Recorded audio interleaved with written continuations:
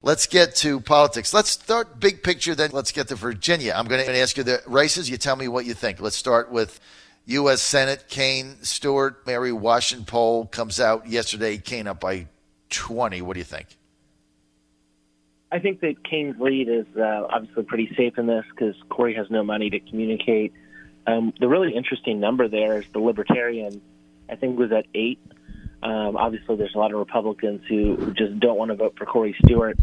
And this has a big significance, John, because when you're in a statewide race in Virginia, if a third party gets over 5% of the vote, they actually earn automatic ballot access without having to do petitions for, I think it's a 4-year period. So one of the things that happened in the 2013 governor's race was we had a similar dynamic where there were some people that did not want to vote for Cooch that voted for the Libertarian candidate for governor and gave the Libertarians automatic ballot access for the next 4 years. So this could be another big moment for their party. They may actually be able to carry through with automatic ballot access now for almost 10-year period straight through. So good for them. The Republicans keep nominating people that, allow people to cast a protest vote, and Libertarians are really benefited. The Libertarian in 2013, I forget his name. Sarvis. Anyway, Sarvis, Robert Sarvis. He got like 7.3%, 7.7% or something like that. I think you're right. I think that Waters, I had him on my show. He's a pretty solid dude. I think he could get 8-9%. He might get the biggest vote the Libertarians have ever had in Virginia. I could definitely see that because, look, there's just a lot of Republicans out there. They just are not going to vote for Stewart, period. And I don't want to get into it. It is what it is. I've already been there, done that, waste of time. But he could get 8 or 9%. Okay, let's go to the 3 competitive House races. 1, District 10, Wexton, Comstock. I'll be at the debate in Loudoun County, carrying that live on Friday. Everybody picking Wexton and picking her easily. But the Comstock people, telling me they're going to win. I think she's got a shot to win. What about you? I mean, I think we've said this on your show since the day Donald Trump was elected, but every single demographic group in the country that's breaking away from Trump, and because of that, the Republican Party, is overrepresented in the 10th district. Right. So for the 10th district to stay Republican would be mathematically not only an astronomical upset, it would mean that the Republicans were having a massively better night than anyone expected nationally. There's just not really a good path for Barbara Comstock to say win by 1% and still have a night where the Democrats are picking up 40 House seats, unless Wexton were to completely fall apart. Now, I do think the race is tightening a little bit. I think Wexton has a huge lead at this point. I think it tightened a little bit. I think Barbara's ad was a good ad, especially going on the 66 issue. The other piece of the ad was not, correct in terms of she was hitting Wexton on an issue she wasn't even in the Senate for. The voters don't know that, so it doesn't matter. I think that Barbara's runs good campaigns. They're investing some money. She may tighten this out, but by tightening it, we're talking about getting into the single digit. This is not going to be a race that you're sweating it out on election night over. Let's get to 2nd District, Taylor Loria. Yeah, so I was the first person nationally to say that this is officially now a leaning Democratic race, or slightly leaning Democratic about 2 weeks ago. This scandal has just completely collapsed. Scott Taylor poll came out yesterday that confirmed this. Loria now up 8, where she was down 4 a month earlier. Scott Taylor was probably nationally one of the poster children for Republicans of this is somebody who, if you get someone who's a good fit for their district and articulate and smart and can handle things well, you win even in a wave year. And then he threw it all away with this petition scandal, really undercut his entire identity, and made himself just look like an ass. And now you see his personal negatives just skyrocketing. People realize that, there's going to be indictments after the election here. It very well may be Scott himself. And Luria's taking a commanding lead. This one actually, John, I predicted on Twitter yesterday, moving so quickly, it's possible Luria could actually get a bigger percentage of the vote than Wexton.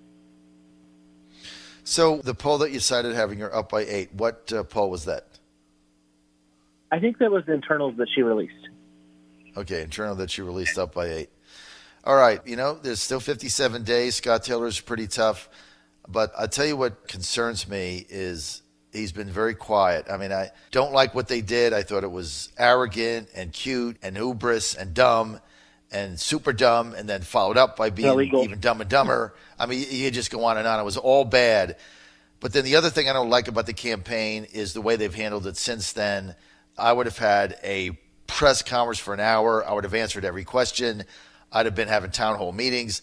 I'd have tried to open this up and say, look, it was a stupid thing I did. I shouldn't have done it, and certainly had no interest in the fraud. I don't know what happened there.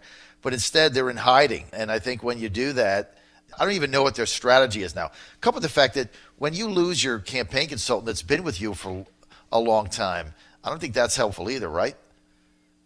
Right. Well, I think their strategy, John, is to stay out of jail. I mean, this is these aren't just political hijinks; they're crimes.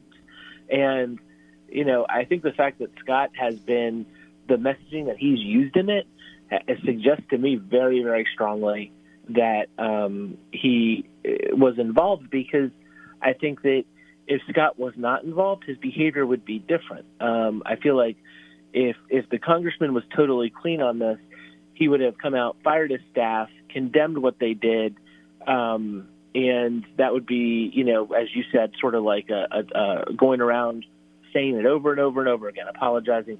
That's not what's happening.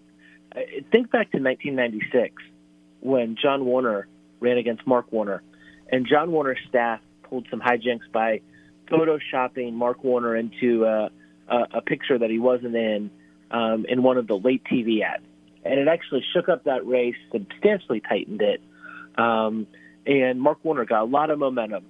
And John Warner went on national television, fired his staffer, and I think his exact quote was, as a Navy guy, I am the captain of this ship. I'm responsible for what happened. I didn't know it was going on, but I am responsible. I apologize. And I think that survived him out of that race. Scott Taylor could have learned a lot from watching what John Warner did. I agree with you.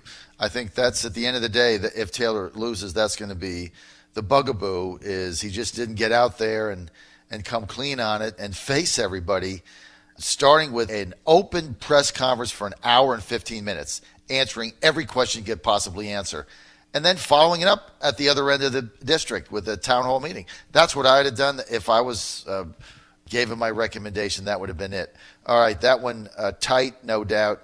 Let's get to District 7, which I've said from the beginning was going to be the tightest race. Brat Spanberger, because I think Abigail is one of the best candidates the Democrats have put up in America in this cycle, frankly. How do you see that one? Sure. So I see that one right now slightly leaning Republican. The 7th district is a tougher district for Democrats than some of these others. It's got a little bit more of a historic Republican bent to it. And while the Richmond suburbs are emerging sort of in the Trump era as a slightly Democratic-leaning area, there's still plenty of rural areas to offset that in the 7th district. I think that Spanberger's campaign has been a little bit underwhelming. I think that, some of the I guess, believing their own press, things like what you said of her being one of the best candidates in America, I think she's fine. I don't think there's anything wrong with her as a candidate, but I wouldn't call her one of the best candidates in America. I think her strategy early on of being very accessible and open to speaking to anyone got her a lot of momentum. I think that was a great early strategy. And she showed it in the primary in a very impressive showing. Mm-hmm. Since the primary, I've not been impressed with what I've seen. I think it's been very safe. I think that the strategic decisions you see that campaign making almost are like they think they're in the lead. They're not. They're playing it way too safe in a district that they can't play it safe. So I still have Brat as a slight advantage.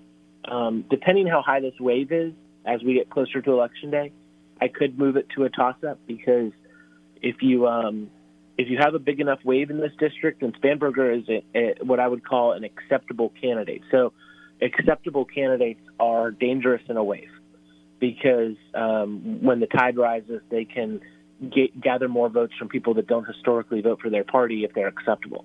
That's why you see the NRCC and Dave Brat coming in now with these negative ads on the workplace that she worked in, because they're trying to make her not an acceptable candidate in the wave. They're trying to inoculate themselves from this threat. So right now, election were held today. It's a pretty Democratic year, not big enough for her. Dave Brat wins probably by 4 or 5 points.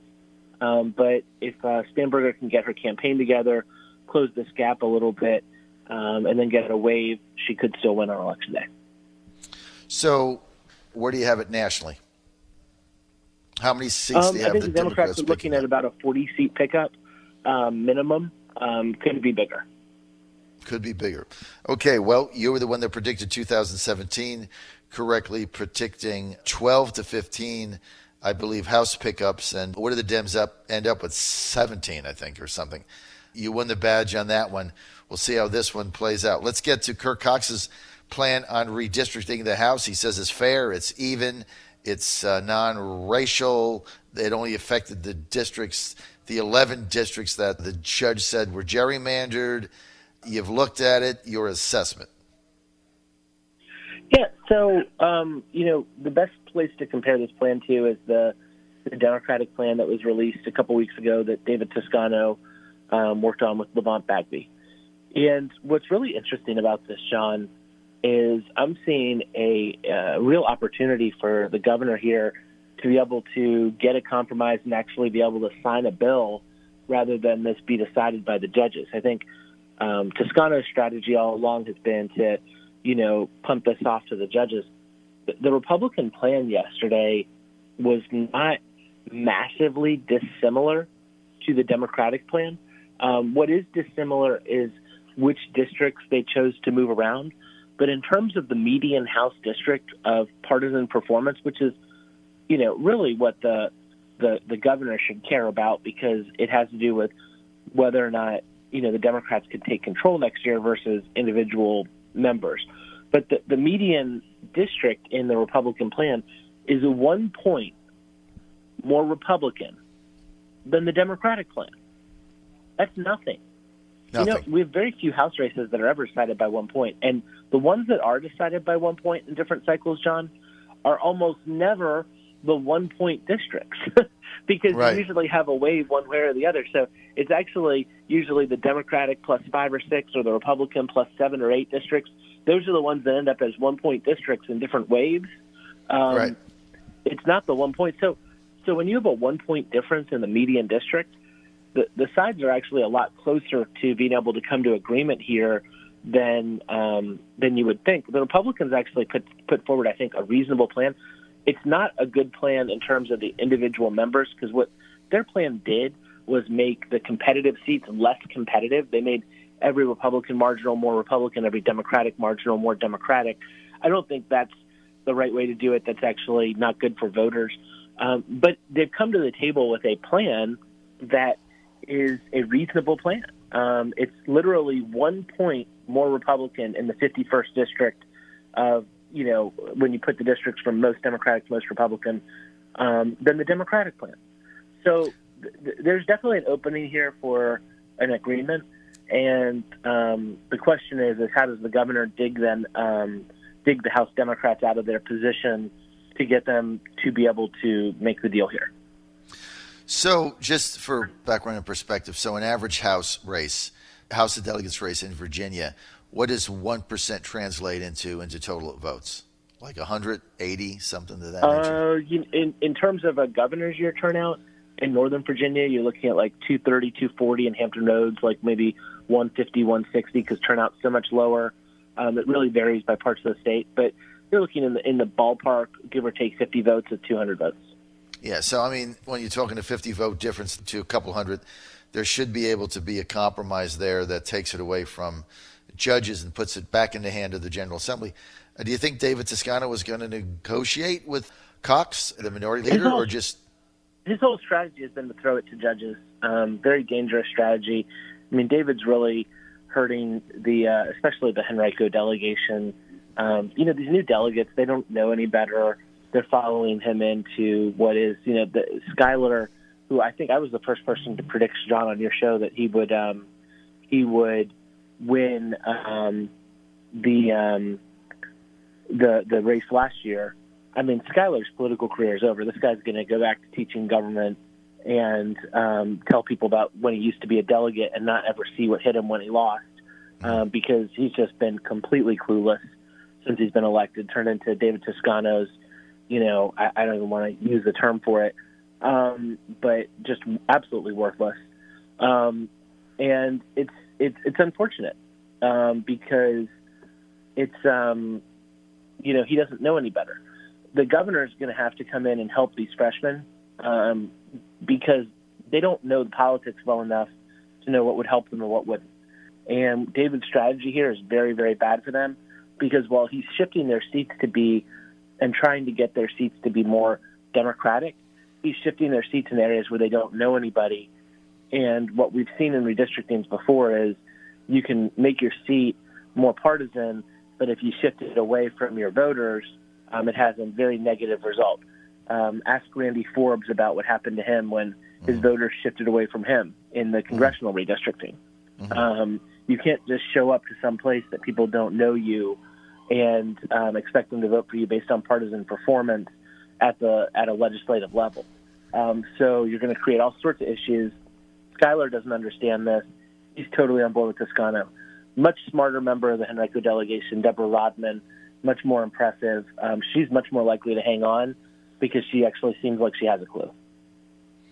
All right, we're out of time. Ben Tribbett, you heard it here first, predicting, says Scott Taylor is toast, predicts an easy win for Wexton, says right now Dave has a slight lead, and likes the Kirk Cox redistricting plan and proposes that the governor get involved and takes this out of the hand of the courts. Ben, thanks for being with us, man. Always a pleasure, and I'll see you next week. Thank you. Thanks, John.